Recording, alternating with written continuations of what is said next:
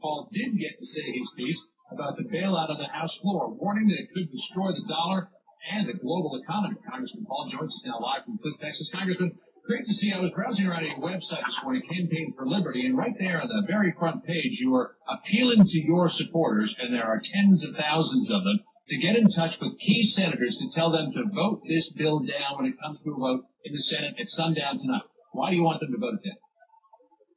Well, I think it's a bad deal. I think it's bad for the taxpayer. I think it's doing more of the same thing. It's the same policy that we're following now with this bill is exactly how we got into that trouble. And, you know, I really don't have that much clout in Washington, D.C., and I recognize it. But there are a couple of people outside of Washington that care about what I'm thinking and care about free market Austrian economics, and they will respond. And I think we did help generate a little bit of mail to the House members.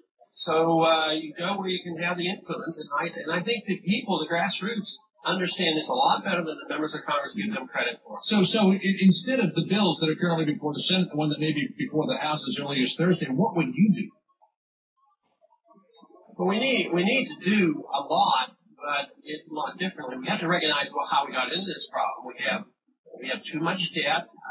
We have too much malinvestment. Okay. So we recognize all of the things that got us here. But right now, today, what would you do if not this bill? You have to liquidate those mistakes. Those mistakes were made due to monetary policy, so you have to allow the market to adjust prices downward, and that's what we're not allowing to do. If there are too many houses and the prices are too high, the sooner we get the prices down to the market level, as soon as we quit trying to encourage more housing, this is what we're doing. They're trying to stimulate housing and keep prices high. It's exactly opposite of what we should do. So we should get out of the way and not buy up bad debt. There's illiquid assets, but most of those are probably worthless. They're mostly derivatives, and we're sticking those on with the taxpayer. So we have to recognize that the liquidation of debt is crucial. And if we did that, we would have tough times. There's no doubt about it. For a year. If we keep propping a system up that's not viable, we're going to have a problem for a decade, just like we did in the Depression. That's what we're on the verge of doing. Congressman Paul, what do you think of this idea that's being floated about this process called mark-to-market, which would they would modify the rules so that the right now paper that a lot of these institutions are holding, which is worth nothing, they would actually be able to assign some sort of value to it. Some people are saying that would just hide the problem. Other people are wondering if maybe that might create some sort of voodoo accounting that would allow widespread abuse in the system. What do you think?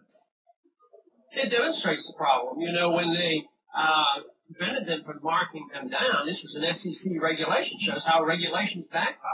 If you had a market economy, then if you had a market-adjusted FDIC where insurance was based on the strength of the bank, this would have happened on a daily basis. But instead, we insure everybody, no matter what the bank is doing, and we do it either we overkill, we either give too much credit on bad investments, or then we make changes all of a sudden, and they're drastic to what they have done. So it's impossible. It's either too little or too much, and what you need is insurance. An FDIC type of insurance has to be driven by the marketplace to measure the viability of banks. So what do you then think to all the moral hazard that we have in the system? So what do you then think of this idea of raising the limit on FDI insurance to $250,000 for its current cap of $100,000?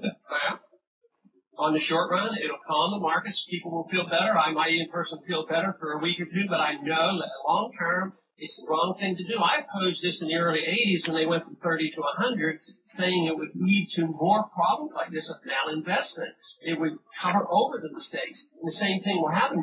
But if we raise it to 250, people are going to feel better, and it will keep the bubble going for a little while longer, putting more pressure on the dollar lasts longer, and finally the world will give up on the dollar, and then we will have a big problem that nobody has even really begun to think about. A lot of people might hope that you're wrong with your projection, but I do too. I hope I'm wrong. You tend to be right about these things on occasion. Dr. Paul, it's good to talk to you. Appreciate it. Thank you.